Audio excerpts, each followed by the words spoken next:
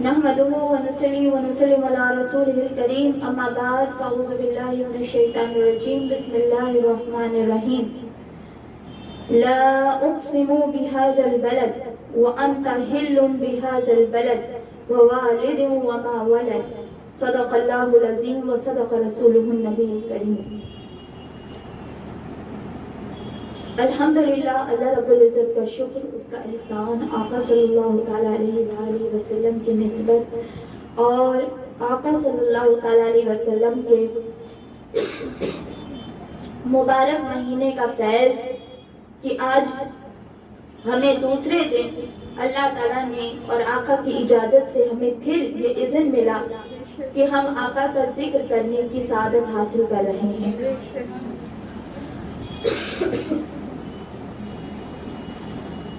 ہم نے سورہ بلد کی پہلی آیت سے تیسری آیت تک کی تلاوت کی ہے اور اس میں اللہ تعالیٰ ارشاد فرماتا ہے کہ میں اس شہر مکہ کی قسم کھاتا ہوں، میں شہر مکہ کی قسم کھاتا ہوں اے حبیب مکرم، اس لیے کہ آپ اس شہر میں تشریف فرما ہیں، اور اے حبیب مکرم آپ کے والد آدم یا ابراہیم یا عبداللہ کی قسم، اور ان کی قسم جس کی ولادت ہوئی.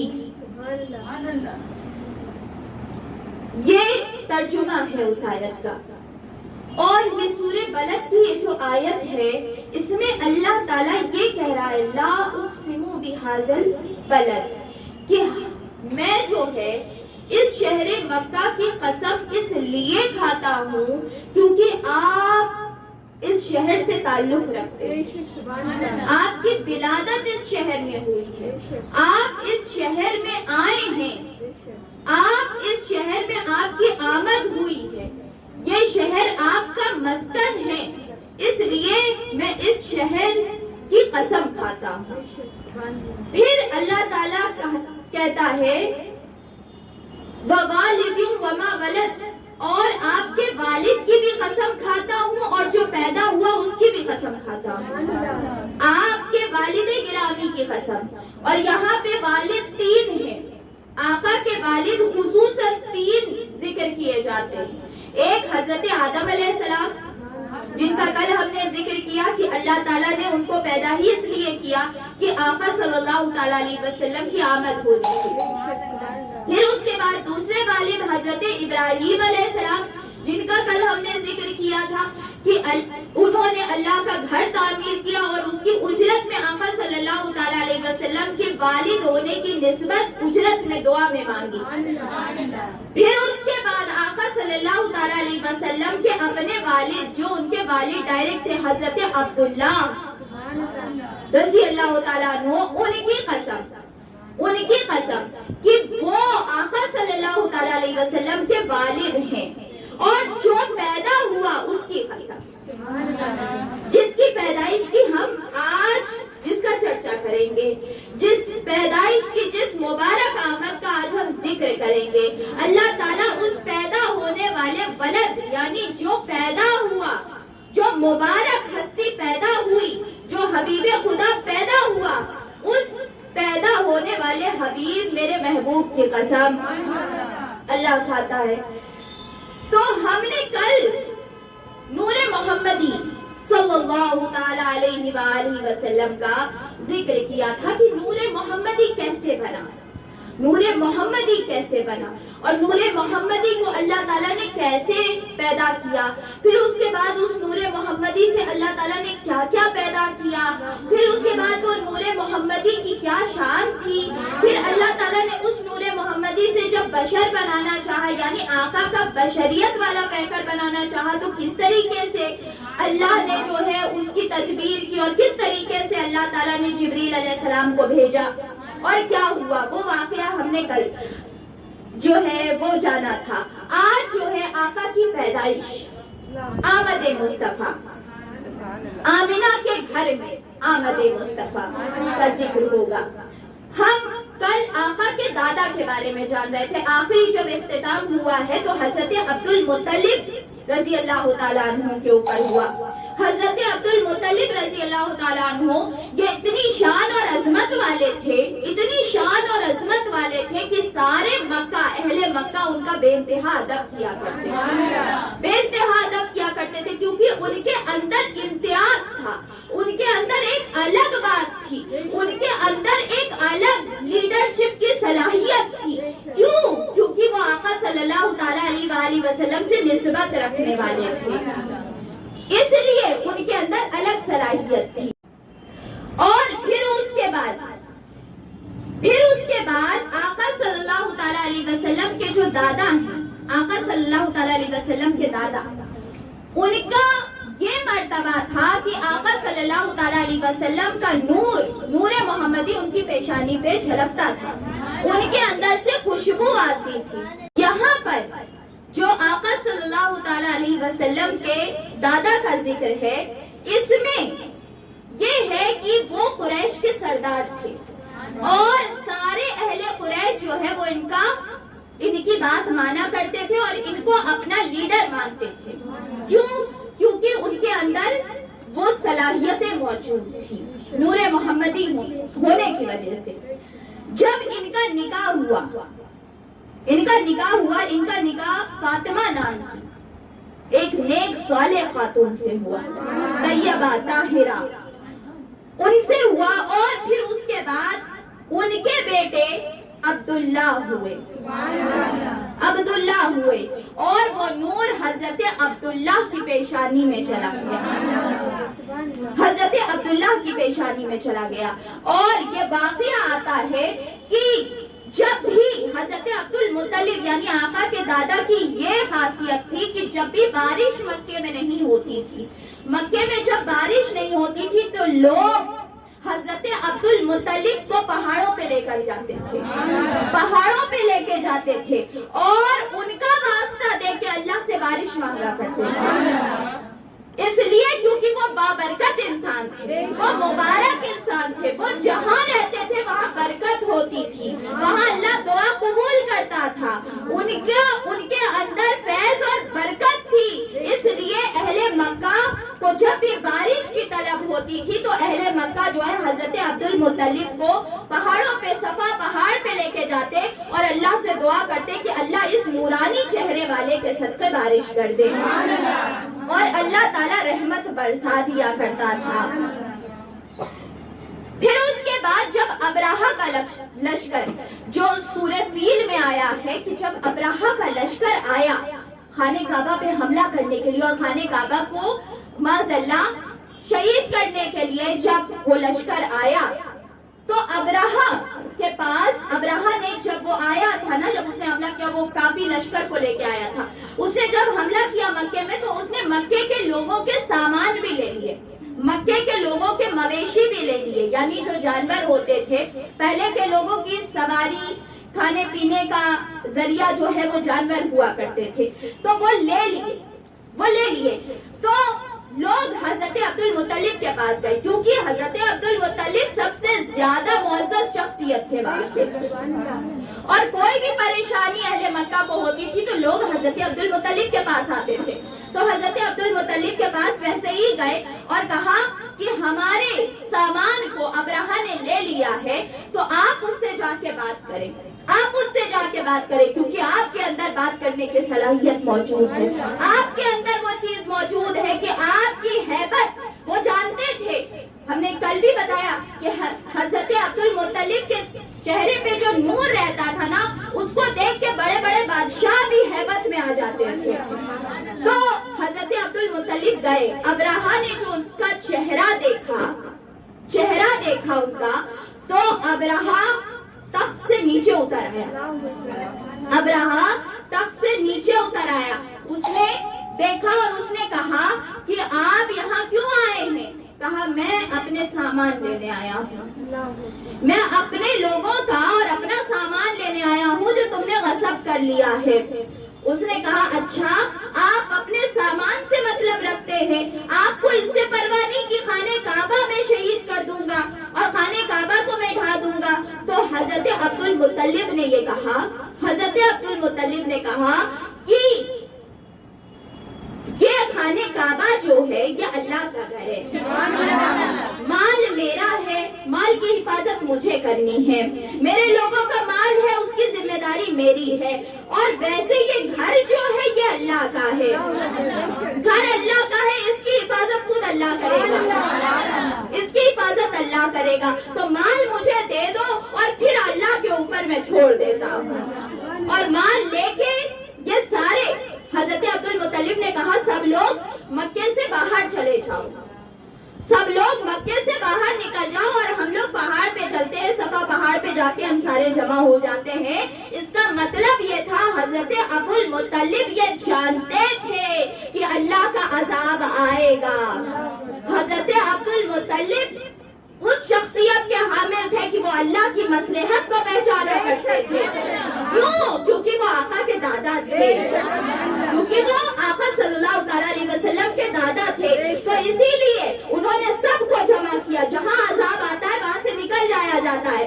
تو حضرت عبد المطلب نے سب لوگوں کو جمع کیا اور صفا پہاڑ پہ جا کے اس کے پیچھے اس کی آڑ میں جا کے کھڑے ہو گئے، اور وہ خانہ کعبہ کو دیکھ رہے تھے اور خانہ کعبہ کو دیکھ کے دعا کر رہے تھے کہ اللہ تیرا گھر ہے، تو حفاظت کرنے والا ہے، تیرا گھر ہے، تو حفاظت کرنے والا ہے۔ اور پھر اللہ تعالیٰ نے ابابیل کا لشکر بھیجا، اور پھر سارے ان ہاتھیوں کے لشکر کو اس نے ڈھا دیا۔ تو یہ آقا صلی اللہ تعالیٰ علیہ وسلم کے دادا کی دعا تھی، اور یقین تھا کہ اللہ تعالیٰ نے خانہ کعبہ کی حفاظت کی۔ تو خانہ کعبہ کو بچانے والے، خانہ کعبہ کی حفاظت کرنے والے آقا صلی اللہ تعالیٰ علیہ وسلم کے دادا حضور تھے۔ تو یہاں پر آقا صلی اللہ تعالیٰ علیہ وسلم کی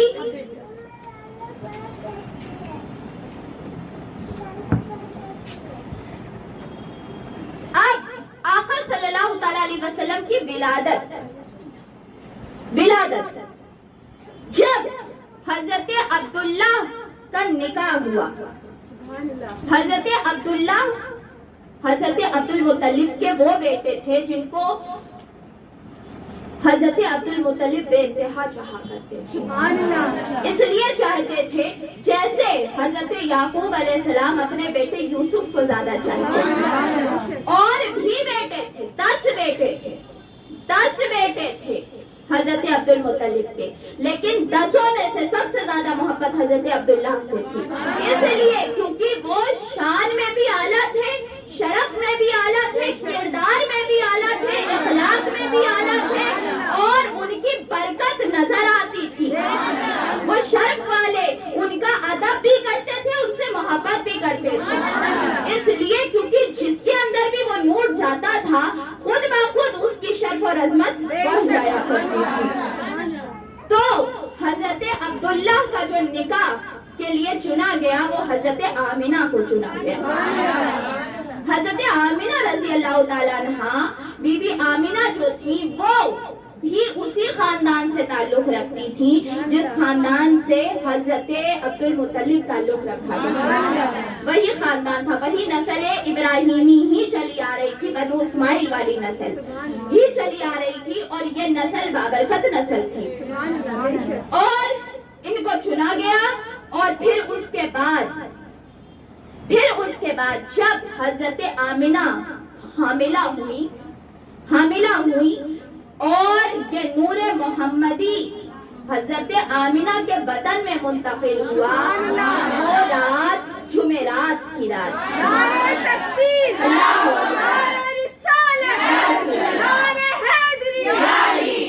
جمعرات کی رات تھی، مبارک رات، آج بھی جمعرات کی رات تھی۔ اور جیسے ہی وہ منتقل ہوا، آواز فرشتوں میں سے منادی دی گئی، ایک ندا ہوئی کہ تمام آسمانوں اور زمین میں یہ آواز لگائی گئی گئی کہ آگاہ ہو جاؤ، نور جو ایک محفوظ اور مخفی خانہ تھا وہ آج حضرت آمنہ کی بطن میں منتقل ہو چکا ہے، اور آج کی رات حضرت آمنہ کے بطن میں وہ نور محمدی جا چکا ہے، اور آمد مصطفیٰ مرحبا مرحبا جلوہ والضحیٰ مرحبا مرحبا، یہ منتقل ہو چکا ہے اور لوگوں کے لیے بشیر اور نذیر ہیں، یعنی وہ بشارت دینے والے ہیں، خوشخبری دینے والے ہیں، اور وہ لوگوں کو جہنم کے عذاب سے ڈرانے والے ہیں، اور وہ تشریف لانے والے ہیں۔ اور پھر اس کے بعد حضرت آمنہ کو مبارکباد دی جاتی کہ آمنہ مبارک ہو، مبارک ہو، تمہارے اندر وہ نور محمدی آ چکا ہے۔ پھر اس کے بعد مروی ہے کہ جب آپ صلی اللہ تعالیٰ علیہ وسلم کا نور مبارک اپنی والدہ ماجدہ کی بدن میں منتقل ہوا تو قریش سخت قحط میں تھے۔ جس وقت حضرت آمنہ حاملہ ہوئی ہیں اس وقت لوگ قحط میں تھے، یعنی بارش نہیں ہو رہی تھی، اور جیسے ہی حضرت آمنہ کو حمل ٹھہرا بارش شروع ہو گئی، سبزے جو ہیں وہ سبزیاں پھل وغیرہ سے پورا مکہ بھر گیا، اور مکے میں بہار آ گئی، جس کو کہتے ہیں یہ ربیع الاول کا مہینہ، ربیع الاول یعنی پہلی بہار، پہلی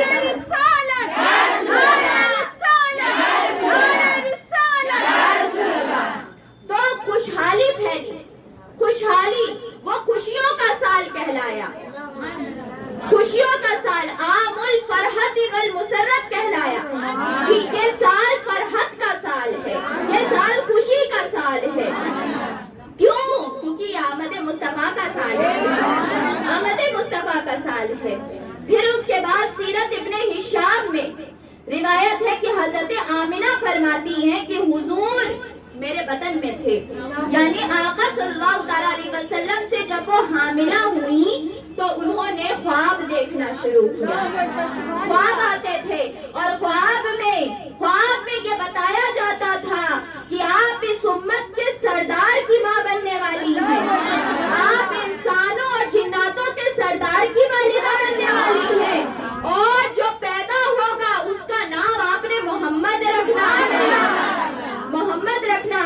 حضرت آمنہ فرماتی تھی کہ چھٹا مہینہ ہوا تو مجھے یہ پتا چلا کہ جو میرے بطن میں ہے وہ خیر العالمین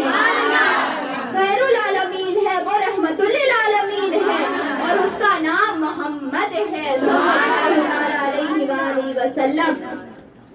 اور آقا صلی اللہ تعالیٰ علیہ وسلم کے بارے میں حضرت آمنہ بیان کرتی ہیں کہ جب حضور سے میں حاملہ ہوئی تھی تو اس وقت مجھے کوئی تکلیف نہیں ہوتی تھی، مجھے کوئی اس طریقے کا جیسے پریشانیاں عورتوں کو ہوتی ہیں اس طریقے کی کوئی پریشانی نہیں تھی، یوں لگتا تھا کہ جیسے میرے بدن کے اندر کوئی چیز ہی نہیں ہے، مجھے ہلکا محسوس ہوتا تھا، اور کوئی بھاری پن یا کوئی الجھن ایسی محسوس ہی نہیں ہوتی تھی، مجھے عام عورتوں کی طرح تکلیفیں نہیں ہوئی۔ حضرت ابن عباس سے مروی ہے کہ جس رات حضور صلی اللہ تعالیٰ علیہ وسلم اپنے والدہ کی بدن میں تشریف لائے تو قریش کے گھروں میں جتنے چوپائے تھے اپنی زبان میں، یعنی جب جو ہے حضرت آمنہ حاملہ ہوئی اس وقت مکے کے جتنے جانور تھے وہ سب بلند آوازیں لگانے لگے، آوازیں لگاتے اور آواز لگا کے سب اپنی آوازوں میں الصلاۃ والسلام علیک یا رسول اللہ کہتے، اور یہ آوازیں لگاتے کہ قسم ہے خانہ کعبہ کے رب کی کہ محمد صلی اللہ تعالیٰ علیہ وسلم پیدا ہونے والے ہیں، یا رسول اللہ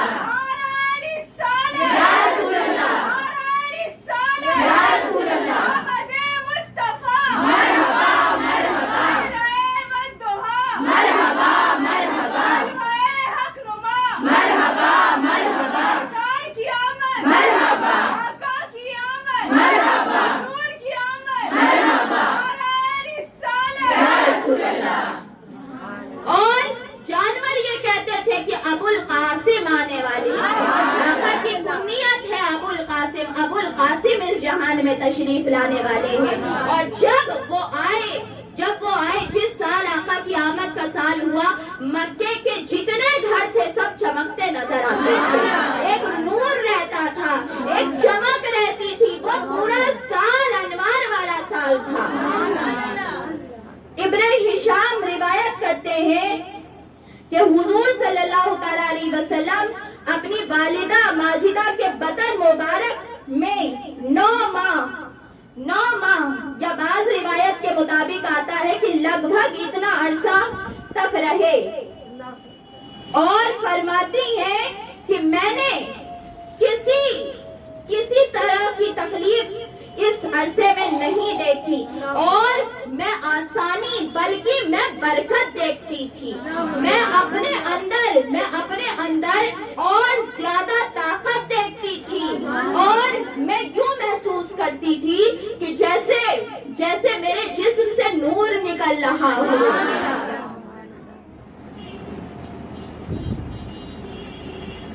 اور حضرت آمینہ بیان کرتی ہیں کہ مجھے محسوس ہوتا تھا کہ کوئی میرے اندر اللہ کا ذکر کر رہا ہے. میرے بطن میں اللہ کا ذکر کیا کرتے تھے اور مجھے وہ آواز سنائی دیا کرتی تھی. پھر اس کے بعد ابھی آپ والدہ ماجدہ کی بطن مبارک میں 2 ماہ کے تھے کہ حضرت عبداللہ کا انتقال ہو گیا. آقا کے والد اس دنیا سے پردہ فرما گئے. حضرت عبداللہ رضی اللہ تعالیٰ عنہ پردہ فرما گئے. اور پتہ ہے وہ لمحہ جیسے ہی آقا کا نور منتقل ہوا تھا نا، وہ لمحہ ایسا تھا کہ اس وقت سارے لوگ، جتنے سارے لوگ تھے، وہ سارے عرش و فرش، ملائکہ، جنات اور سارے انبیاء اس طرف متوجہ تھے کہ آقا صلی اللہ تعالی علیہ وسلم کی آمد ہونے والی ہے، آقا تشریف لانے والے ہیں. اس طرف متوجہ تھے. یہ پھر جتنے سارے لوگ تھے، مطلب انسان، جنات اور انسانوں کی روحیں، انبیاء کی روحیں، فرشتے، خود خدا اس طرف توجہ تھا. اور خدا حفاظت کر رہا تھا. خدا حضرت آدم سے حفاظت کرتے ہوئے لایا تھا. حضرت آدم سے لے کے حفاظت کی تھی، حضرت نوح کی کشتی میں حفاظت کی، حضرت ابراہیم علیہ السلام کی آگ میں حفاظت کی، اور ہر ایک کی اللہ حفاظت کرتا رہا. کیوں؟ نور محمدی کی وجہ سے. اور جب حضرت عبداللہ کی وفات ہوئی تو فرشتوں نے اللہ کی طرف متوجہ ہو کے دیکھا کہ اللہ، اب تیرے محبوب کی حفاظت کون کرے گا؟ تیرا محبوب یتیم ہو گیا. تو اللہ تعالیٰ نے کہا کہ فرشتوں اس کا حافظ و ناصر میں خود ہوں، میں حفاظت کروں گا، تاکہ دنیا دیکھے اس چیز کو اور زمانہ جانے کہ میں نے اپنے محبوب کی حفاظت خود کی ہے. میرے محبوب کا حافظ کوئی انسان نہیں، کوئی مدد کرنے والا یا کوئی بچانے والا انسان نہیں. میں نے خود اپنے حبیب کو بڑی محبت کے ساتھ اس کی حفاظت کی. اور اللہ تعالیٰ نے کہا میں خود اس کی حفاظت کروں گا. اور سیرت ابن ہشام میں مروی ہے کہ دوران حمل حضرت آمینہ نے ایک نور دیکھا جس سے شہر بصرہ اور شہر شام کے محلات روشن ہو گئے. یہ پیدائش کے وقت، اور یہ میں پہلے بتا دوں کہ یہ شہر بصرہ اور شہر شام جو ہے یہ کافی دور ہے مکے سے. جیسے آپ یہاں سے بیٹھ کے پاکستان نہیں دیکھ سکتے یہاں پہ بیٹھ کے، کیونکہ یہ انڈیا ہے، ویسے ہی مکہ ایک دوسرا ملک ہے اور شام اور بصرہ ایک دوسرا ملک ہے. اور حضرت آمینہ کہتی ہے کہ نور اتنا نکلا کہ میں اپنے ملک سے بیٹھ کے دوسرا ملک دیکھ رہی تھی. اور اب آمد مصطفیٰ حضرت آمینہ سے مروی ہے کہ جب حضور صلی اللہ تعالی علیہ وسلم کی ولادت مقدسہ کا وقت قریب آیا تو مجھ پہ ایک کیفیت طاری ہوئی اور اچانک سے محسوس ہوا کہ सफेद रोशनी ने मेरे घर को ढांक लिया है और किसी परिंदे ने यूं लगा कि किसी परिंदे के पर ने मेरे सीने के ऊपर हाथ रखा है और मेरे सीने को सहलाया जा रहा है, मस किया जा रहा है, जिससे मेरे दिल की जो तकलीफ थी या जो विलादत के वक्त जो एक डर होता है वो चीज चली गई और जिसके दौरान फौरन मुझे जन्नत का मशरूब पिलाया गया, यानी जन्नत का जाम और जन्नत का शरबत पिलाया गया। फिर मुझे एक अजीम नूर ने घेर लिया। फिर मैंने देखा कि तवील कद वाली औरतें आई हैं, बहुत लंबे कद वाली औरतें आई हैं। मैंने पूछा ताज्जुब से कि आप कौन हैं, कहाँ से आई हैं, क्योंकि मेरे आका यतीम थे और हजरत अब्दुल्ला के घर में गरीबी भी थी। वो ऐसे बच्चे नहीं थे मेरे आका कि जिसकी विलादत पे यूं लगे कि सारे लोग जमा हो जाएं। लोगों को अल्लाह ने नहीं जमा किया था उस वक्त, लेकिन अल्लाह ताला ने ये दिखाया कि मेरा महबूब ऐसा है कि उसके लिए मैं आसमान से फरिश्ते उतारूंगा। आका सल्लल्लाहु अलैहि वसल्लम की शुरू से लेके आखिरी जिंदगी तक उन्होंने गरीबी इख्तियार करके रखी हुई थी। तो वो जो आई खवातीन बहुत लंबे कद की थी, तो हजरत आमिना ने पूछा कि आप कौन हैं, तो उन्होंने कहा कि मैं आसिया हूँ, फिरौन की बीवी जिसने मूसा को पाला था। फिर उसके बाद एक और औरत आगे आई, उन्होंने कहा मैं ईसा की वालिदा मरियम हूँ और ये सब जो हमारे साथ आई हैं ये जन्नत की हूरें हैं, ये आपकी खिदमत के लिए हम तशरीफ लेकर आए हैं ताकि हमारे सरदार की आमद जो होने वाली है, अल्लाह ने मुझे हुक्म दे के हमें भेजा है कि जाओ और आमिना की खिदमत करो, क्योंकि ईसा का सरदार आने वाला है, क्योंकि मूसा का भी सरदार आने वाला है, तो फिर मूसा और ईसा की वालिदा आके खिदमत करेंगी। फिर उसके बाद फिर उन्होंने हजरत आमिना जो है, हजरत आमिना को हजरत मरियम पीछे बैठी और हजरत मरियम ने कहा मुझ पे टेक लगा लें, मेरे ऊपर टेक लगा लें। और फिर उसके बाद हजरत आमिना फरमाती हैं कि आसमान जो था गोया सितारे नीचे झुके जा रहे थे और सफेद परिंदे, जन्नत के परिंदे ने पूरा घर जो है वो घेर लिया था और हर एक जो लगता था ये जितनी खवातीन जो आई हुई थी, जन्नत की हूरें जो आई थी, उन सबों के हाथ में तश्त थे और तश्त में अल्लाह ताला के नेमतें थी और हीरे जवाहरात थे उस तश्त में, ताकि घर आमिना का सज जाए। और जहाँ आमिना का घर था, हजरत आमिना का जो घर था, वहाँ उस जगह से लेके आसमान तक नूर ही नूर था और यूं लग रहा था कि मुसलसल अनवार नाजिल हो रहे हैं।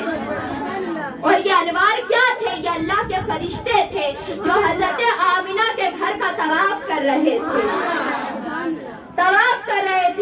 फिर हजरत आमिना ने कहा मैंने देखा कि झंडे लाए गए और झंडे को मशरिक और मगरिब में नस्ब किया गया। किस चीज का? विलायत मोहम्मदी का झंडा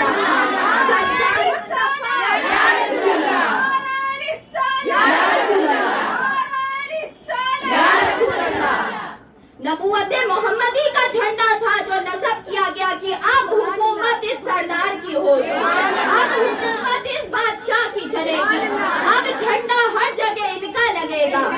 जहाँ एक मशरिक में, एक मगरिब में, एक खाना काबा की छत के ऊपर। मरहबा मरहबा चेहरे वद्दुहा, मरहबा मरहबा जलवे हक नुमा, मरहबा मरहबा। और फिर उसके बाद आका सल्लल्लाहु ताला अलैहि वसल्लम, जब वो झंडा लगा दिया गया, वो खाने काबा के ऊपर क्यों लगा झंडा? खाने काबा पे झंडा इसलिए लगा कि खाने काबा को आका फतह करने आए। खाने काबा इंतजार में था। और हजरत अब्दुल मुत्तलिब कहते हैं कि उस वक्त जो वक्त ये था, मैं खाने काबा का तवाफ कर रहा था। मैं खाने काबा का तवाफ कर रहा था और अचानक से मैंने देखा कि खाने काबा हिल गया। खाने काबा के अंदर जो है वो कुछ अलग सी हरकत पैदा हुई और यूं लगा कि खाने काबा एक सिफ्त झुक जा रहा है, एक सिफ्त झुकता हुआ नजर आया। मैंने देखा कि ये क्या नजारा है। मैंने जो वो सिफ्त देखी तो वो मेरे बेटे के घर की सिफ्त थी, मेरे बेटे के घर की सिफ्त थी। और मैंने देखा कि खाने काबा यूं हिला कि उसके अंदर के जितने बुत थे उसने तोड़ के गिरा दिए।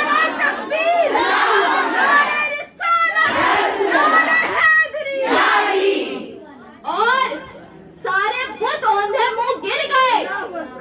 और मैंने जो देखा तो खाने काबा जो है वो आमिना की घर की तरफ मुतवज्जे था और आमिना के घर के ऊपर नूर बरस रहा था, नूर बरस रहा था। फिर हजरत आमिना कहती हैं कि फिर मुझे पता न चला, मुझे पता ना चला, मेरे अंदर से नूर निकला, नूर निकला। और उस वक्त के नूर के बारे में हजरत आमिना कहती हैं, जब वो नूर निकला, नूर मेरे बदन के अंदर से निकला और जब वो निकला तो मैंने दूसरे मुल्क के महल्लात तक देख लिया। इतना नूर था, इतना नूर था कि दूसरा मुल्क तक नजर आ रहा था। और फिर मैंने देखा कि पूरे घर में जो नूर था। फिर आका सल्लल्लाहु ताला अलैहि वसल्लम मेरी गोद में आए, मेरी गोद में आए और आपके चेहरे पे मुस्कुराहट थी, आका के चेहरे पे मुस्कुराहट थी।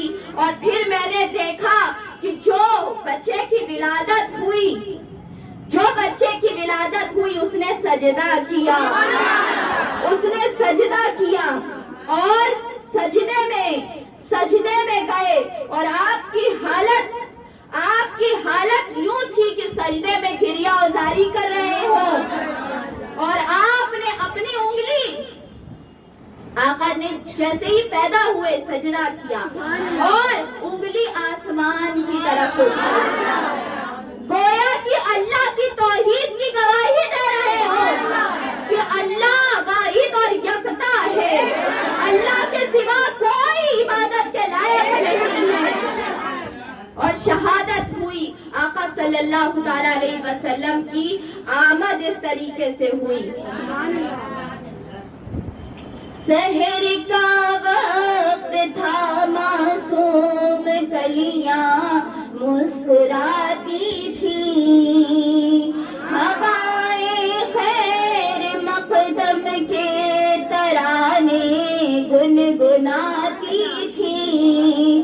अभी जिब्रील भी उतरे न थे काबे के मिंबर से कि इतने में सदाई ये अब्दुल्लाह के घर से, मुबारक हो मोहम्मद मुस्तफा तशरीफ ले आए, मुबारक हो शहे हर दो सरा तशरीफ ले आए, मौलाया सल्ली व सल्लिम दाइमन अबदन अला हबीबी का खैरुल खल्क़ि कुल्लिहिम। या रसूल अल्लाह,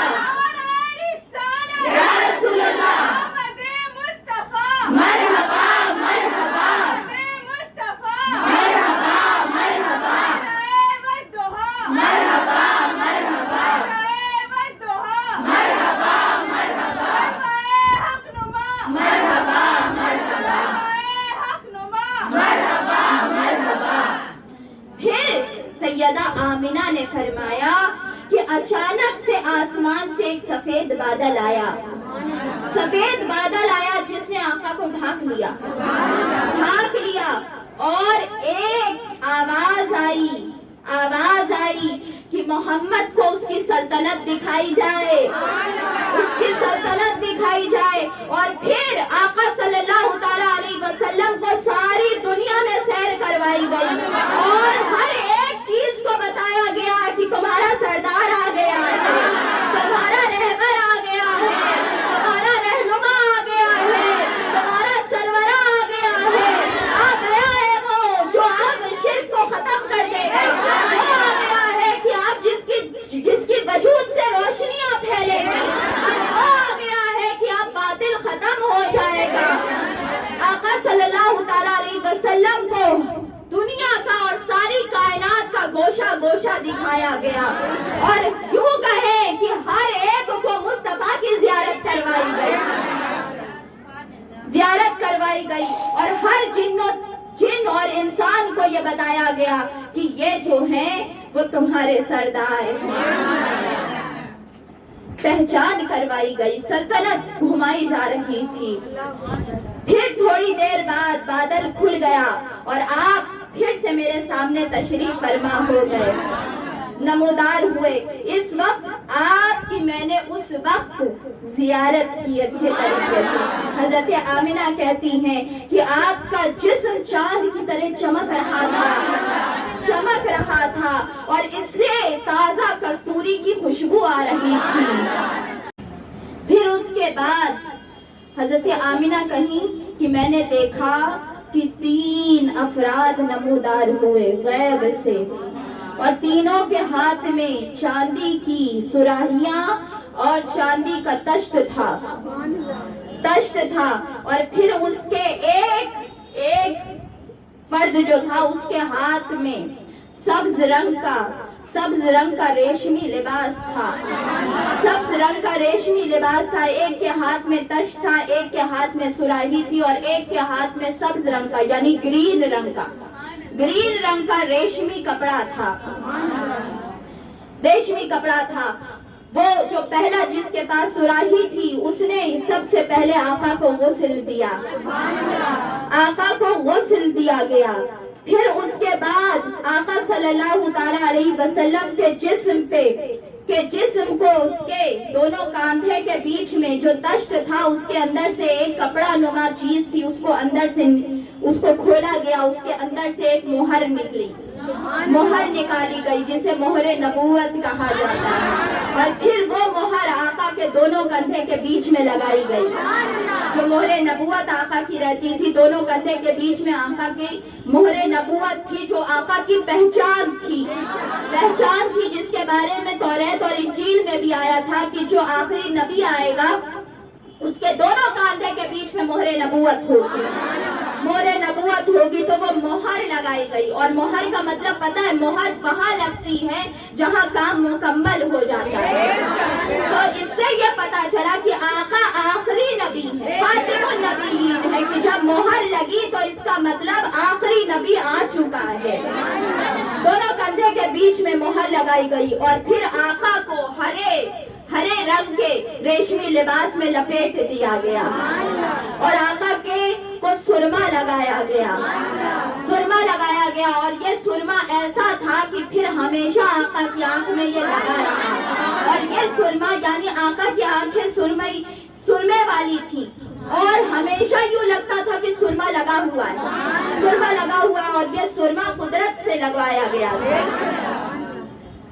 یہ ساری چیزیں کتاب میں آئی ہیں، مواہب لدنیہ میں آئی ہیں، خصائص الکبریٰ میں آئی ہیں، سیرت الحلبیہ میں آئی ہیں۔ یہ ساری چیزیں جو ہے یہ ذکر کی گئی ہے۔ ایسا نہیں ہے کہ کچھ نمونے باتیں بتائی جا رہی کہ اپنے سے بنا کے بتایا جا رہا ہے، ایسا نہیں ہے۔ یہ ساری تاریخ کی کتابوں میں لکھا ہوا ہے اور یہ سارے علماء دین اس کو پڑھتے ہیں اور اس واقعات کو ذکر کیا جاتا ہے۔ یہ عالموں کی لکھی ہوئی، تاریخ کے مورخین کی لکھی ہوئی کتابوں میں ہے۔ اور حضرت ابن عباس کہتے ہیں کہ حضرت آمنہ فرماتی ہیں کہ جب نبی اکرم صلی اللہ تعالی علیہ وسلم میرے بدن سے جدا ہوئے تو آپ کے ساتھ ایک نور تھا جس کے سبب مشرق اور مغرب سب روشن ہو گئے اور سب کچھ نظر آنے لگا. پھر آپ نے خاک کی مٹھی بھری اور آسمان کی طرف سر اٹھا کر دیکھا. آقا صلی اللہ تعالی علیہ وسلم اس نور کو، آقا صلی اللہ تعالی علیہ وسلم کی والدہ نے کہا کہ نور ایسا تھا کہ مجھے شام کے محلات نظر آ رہے تھے. اور یہ آتا ہے روایت میں کہ آقا صلی اللہ تعالی علیہ وسلم جب تشریف لے کر آئے تو آقا صلی اللہ تعالی علیہ وسلم نے سجدہ کیا اور سجدے میں حضرت آمنہ نے آواز سنی تو آقا صلی اللہ تعالی علیہ وسلم کی زبان سے یہ الفاظ آ رہے تھے: امتی امتی امتی، اللہ میری امت، اللہم رب حب لی امتی، اللہ میری امت، یا اللہ میری امت. آقا صلی اللہ تعالی علیہ وسلم جیسے ہی دنیا میں تشریف لے کر آئے، آقا نے فوراً سب سے پہلے سجدہ کر کے اپنی امت کے لیے دعا کی. پھر جب آپ پیدا ہوئے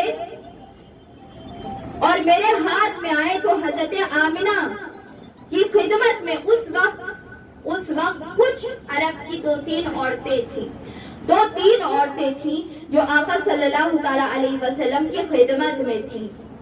اس میں سے ایک ابو لہب کی باندی اور کنیز سوائبہ تھی اور ایک حضرت عبد الرحمن بن عوف کی والدہ حضرت شفا تھی.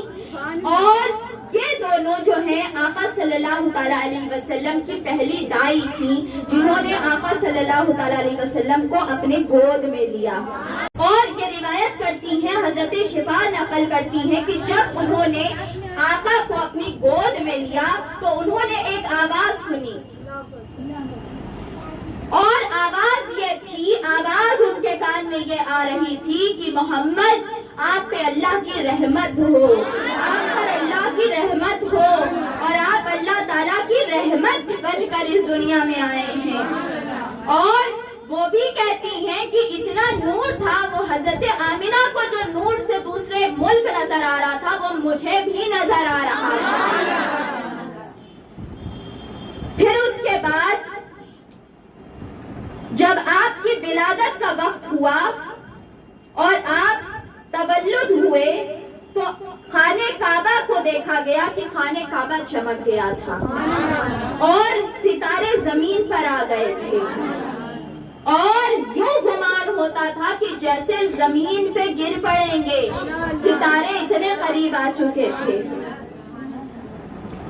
پھر اس کے بعد حضرت حسان بن ثابت نقل کرتے ہیں کہ میں 7 یا 8 برس کا تھا اور میں اس بات کو دیکھ رہا تھا کہ ایک دن صبح کا وقت حضرت حسان بن ثابت مدینے میں تھے. اس وقت حضرت حسان بن ثابت جب آقا کی ولادت ہوئی تو 7 سال کی عمر تھی حضرت حسان بن ثابت کی. اس سے پتہ یہ چلتا ہے کہ حضرت حسان بن ثابت آقا سے 7 سال بڑے تھے، عمر میں بڑے تھے. اور حضرت حسان بن ثابت یہ روایت کرتے کہ میں مدینے میں تھا اور رات کا یہ صبح اور رات کے بیچ کا وقفہ تھا. بیچ کا وقت تھا کہ ایک یہودی نے یکایک چلانا شروع کر دیا اور کہا، آواز لگائی کہ یہودیوں جمع ہو جاؤ. تو سب جمع ہو گئے اور وہ کہنے لگا کہ آج رات آسمان کو دیکھو.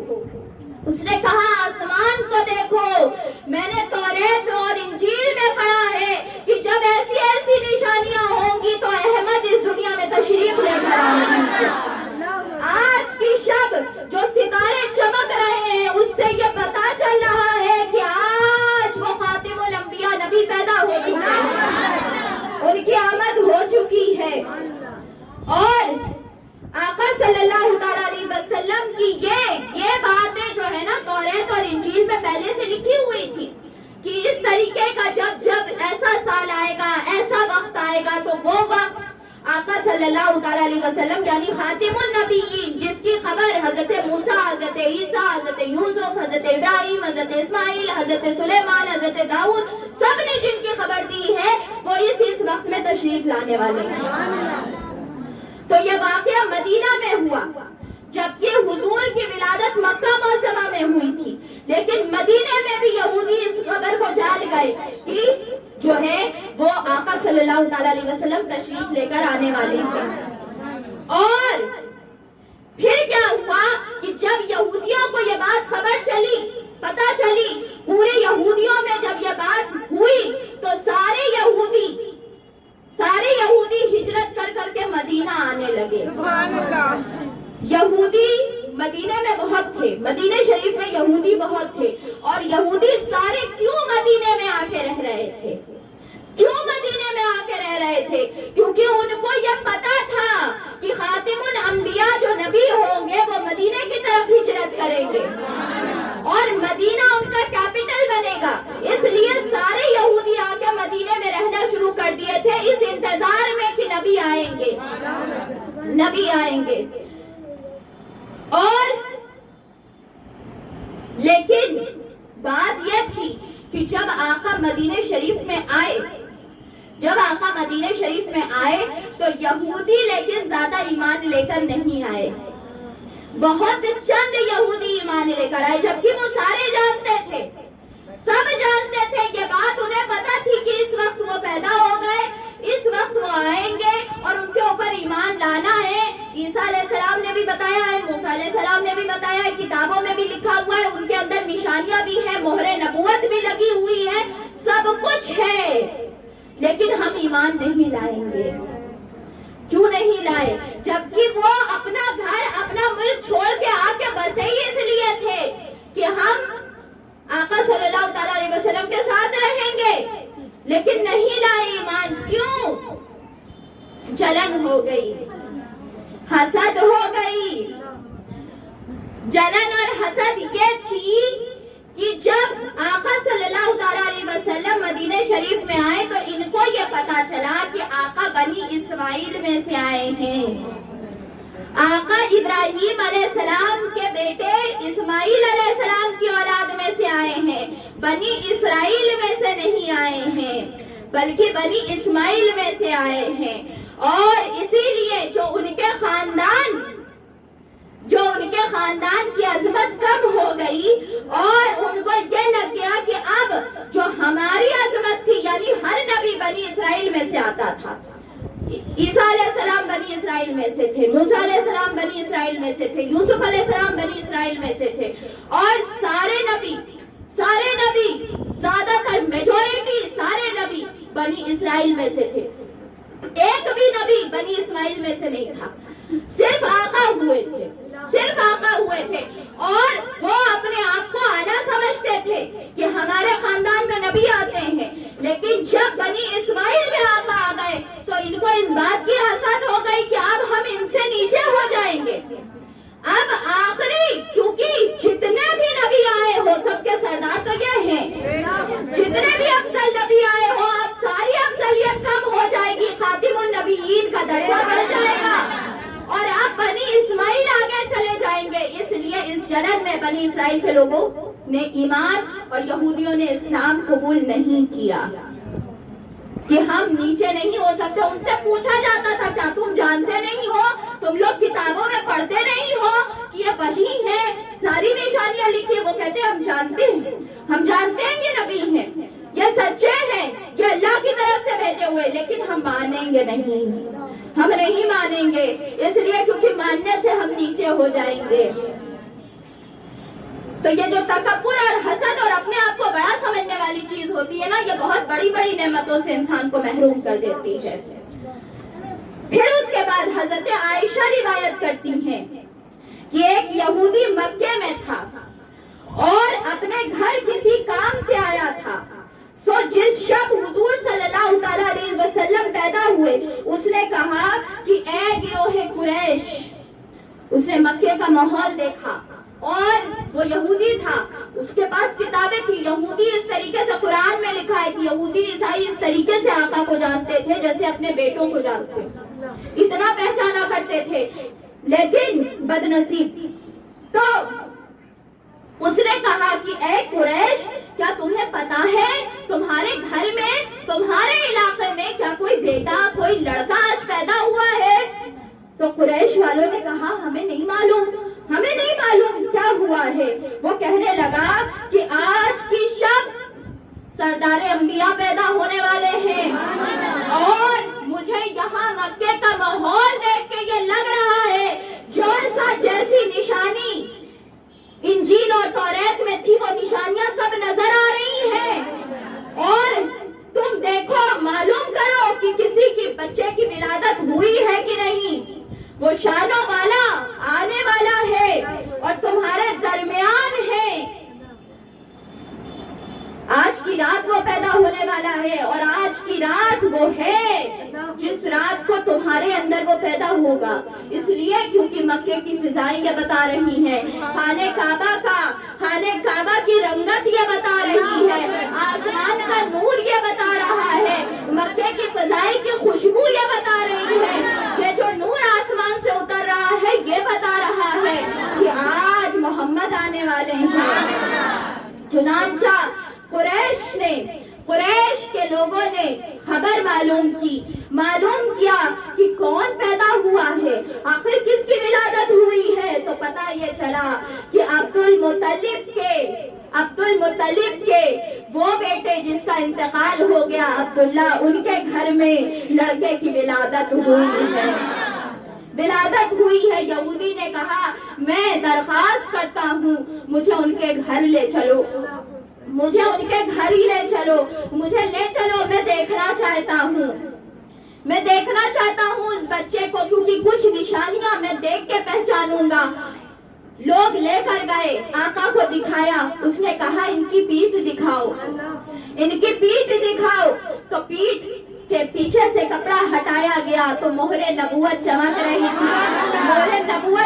رہی تھی, اور جیسے ہی مہر نبوت کو اس نے دیکھا اس کی چیخ نکلی, بے ہوش ہو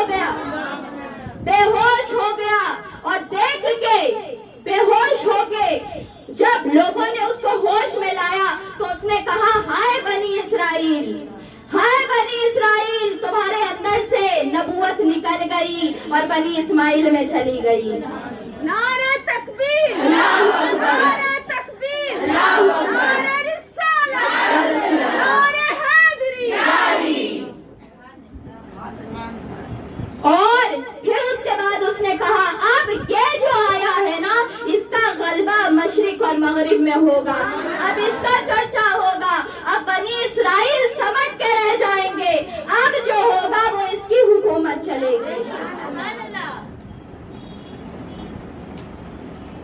پھر اس کے بعد آقا صلی اللہ تعالیٰ علیہ وسلم کے ولادت کے واقعات میں یہ ہے کہ آقا صلی اللہ تعالیٰ علیہ وسلم جب پیدا ہوئے تو جتنے دنیا میں بت گدے تھے, جتنے مندر تھے, جتنے بت خانے تھے, جتنی جگہوں پہ بت کی پوجا ہوتی تھی, وہ سارے کے سارے ایک بار میں اوندھے منہ گر پڑے, سب گر پڑے, اور ہر جگہ ایک الگ ماحول ہو گیا. وہاں پہ قیصر و کسریٰ کے جو محلات تھے, قیصر و کسریٰ اس وقت سپر پاور مانے جاتے تھے, اور جو کسریٰ ایران تھا وہاں پر آگ چلا کرتی تھی, آگ کی پوجا ہوتی تھی, اور وہ آگ سالوں سے جلتی آ رہی تھی, سالوں سے وہ آگ جل رہی تھی, اور اچانک سے وہ آگ بجھ گئی, اور وہ جو مندر تھا اس میں زلزلہ آ گیا, تو وہاں کا جو پجاری تھا اس نے وہ ماحول دیکھ کے کہا کہ اے میرے لوگوں, اب اس بت پرستی کو ختم کرنے والا آ گیا ہے, اب ہمارے لیے خطرہ ہو چکا ہے, اب وہ آ چکا ہے کہ جو اس چیز کو ختم کرنے والا ہے. اور خانہ کعبہ کا صحن روشن تھا, اور اسی وقت آمینہ کا لال آیا ہے, آمینہ کا لال آیا ہے. آقا صلی اللہ تعالیٰ علیہ وسلم کی جب ولادت ہوئی تو وہ 12 ربیع الاول کے وقت تھا اور 22 اپریل کی تاریخ تھی.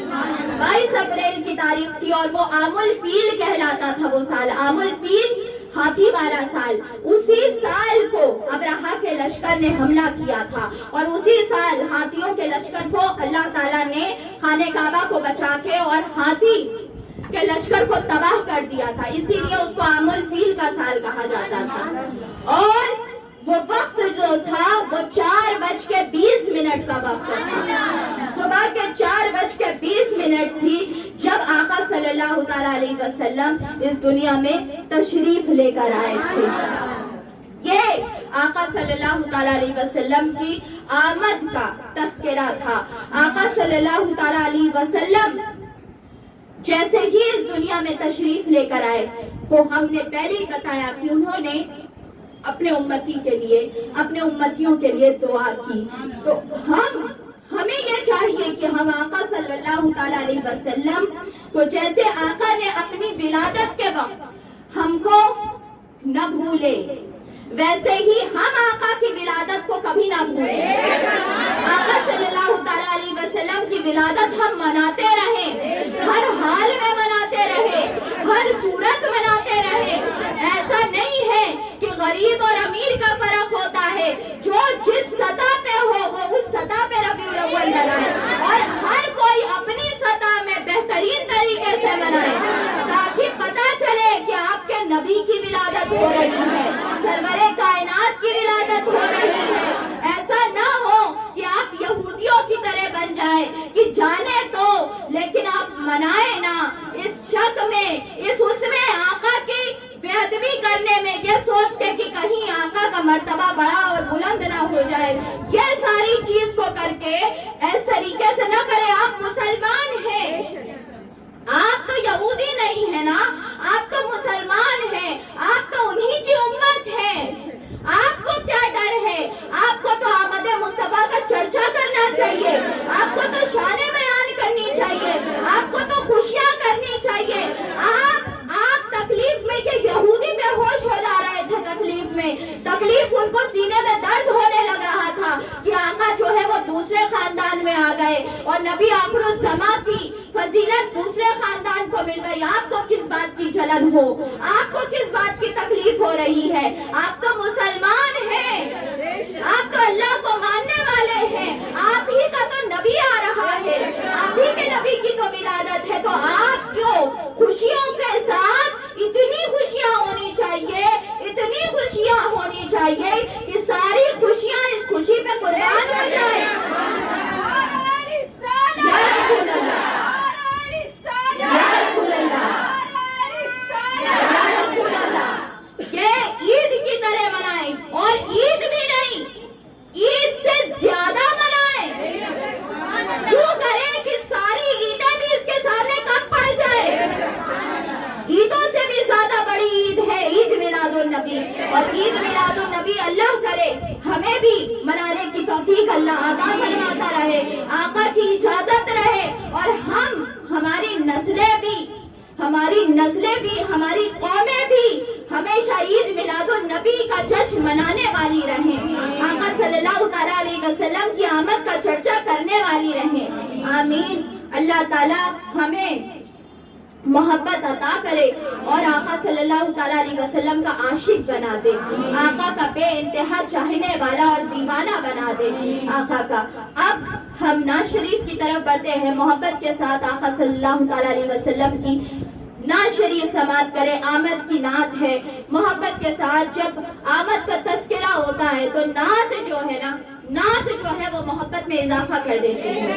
نعت شریف محبت کے ساتھ سنیں اور پھر اس کے بعد جو ہے وہ میٹنگ اینڈ ہوگی. انشاءاللہ کل پھر 7:30 بجے ملاقات ہوگی آپ سے. آقا کی آگے سیرت ہم انشاءاللہ جانیں گے. آقا کی کچھ الگ سیرت یہ ضروری تھا کیونکہ پیدائش کا ذکر ہونا ضروری ہے، ولادت کا ذکر ہونا ضروری ہے، یہ ضروری تھا. اب جو انشاءاللہ ہم سیرت کی طرف کل سے بڑھیں گے، آقا کی سیرت کے کچھ الگ الگ واقعات جانیں گے، کچھ ایسے واقعات جو ہم آپ نہیں جانتے وہ نئی چیز جانیں گے. اور آج نعت شریف سنے محبت کے ساتھ اور پھر جو ہے وہ میٹنگ اینڈ کر دی جائے گی. السلام علیکم ورحمۃ اللہ وبرکاتہ. اعوذ باللہ من الشیطان الرجیم. بسم اللہ الرحمن الرحیم. اللہم صلی علی سیدنا و مولانا محمد وعلی آلہ و اصحابہ وبارک وسلم وصلی علیہ. الصلاۃ والسلام علیک یا سیدی یا رسول اللہ. السلام علیکم ورحمۃ اللہ وبرکاتہ. دلوں کے گلشن مہک رہے ہیں, دلوں کے گلشن مہک رہے ہیں, یہ کیف کیوں آج آ رہے ہیں, یہ کیف کیوں آج آ رہے ہیں. کچھ ایسا محسوس ہو رہا ہے, کچھ ایسا محسوس ہو رہا ہے. حضور تشریف لا رہے ہیں, حضور تشریف لا رہے ہیں. نوازشوں پہ نوازشیں ہیں, عنایتوں پہ عنایتیں ہیں. نبی کی نعتیں سنا سنا کر ہم اپنی قسمت جگا رہے ہیں. نبی کی نعتیں سنا سنا کر ہم اپنی قسمت جگا رہے ہیں. اور بہت ہی خوبصورت شعر کہ نہ پاس پی ہو تو سونا ساون, نہ پاس پی ہو تو سونا ساون. وہ جس سے راضی وہی سہاگن, وہ جس سے راضی وہی سہاگن. اور جنہوں نے پکڑا نبی کا دامن, انہی کے گھر جگمگا رہے ہیں, انہی کے گھر جگمگا رہے ہیں.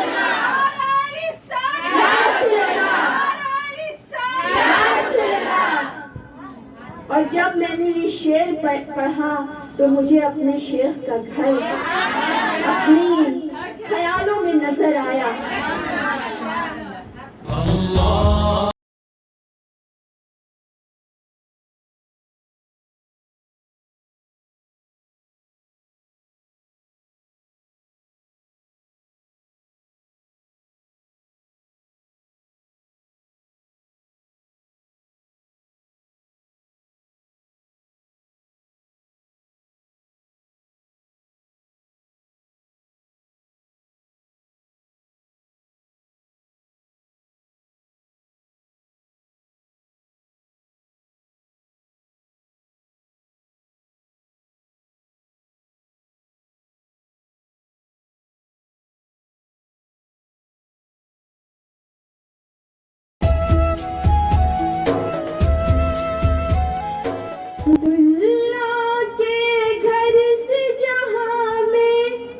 عبداللہ کے گھر سے جہاں میں نور اترنے والا ہے. عبداللہ کے گھر سے جہاں میں نور اترنے والا ہے. دائی حلیمہ گود میں تیرے چاند اترنے والا ہے. دائی حلیمہ گود میں تیرے چاند اترنے والا ہے. دائی حلیمہ گود میں تیرے چاند اترنے والا ہے. مبارک ہو, مبارک ہو, مبارک ہو, مبارک ہو, مبارک ہو, مبارک ہو. وہ شاہ پردے سے باہر آنے والا ہے. مبارک ہو, وہ شاہ پردے سے باہر آنے والا ہے. اور جھوم اے دنیا تیرا مقدر, جھوم اے دنیا تیرا مقدر آج سنورنے والا ہے. جھوم اے دنیا تیرا مقدر آج سنورنے والا ہے. دائی حلیمہ گود میں تیرے چاند اترنے والا ہے. دائی حلیمہ گود میں تیرے چاند اترنے والا ہے. الفبن چالی سنن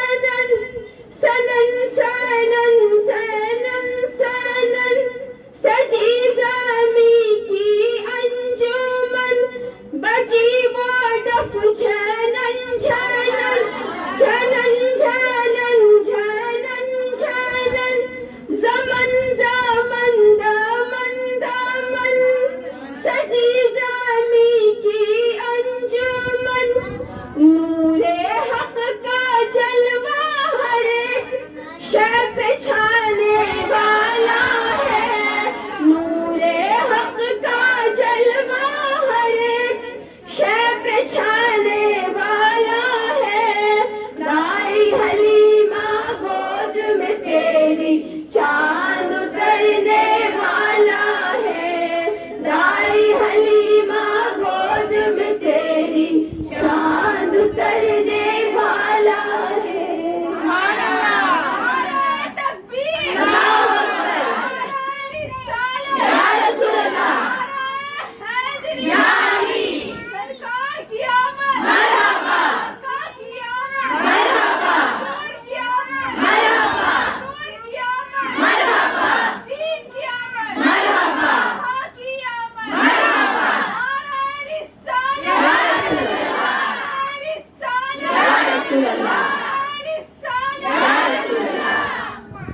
السلام علیکم ورحمۃ اللہ وبرکاتہ۔ کل 7:30 بجے پھر ملاقات ہوگی۔ صلی اللہ علیہ وسلم۔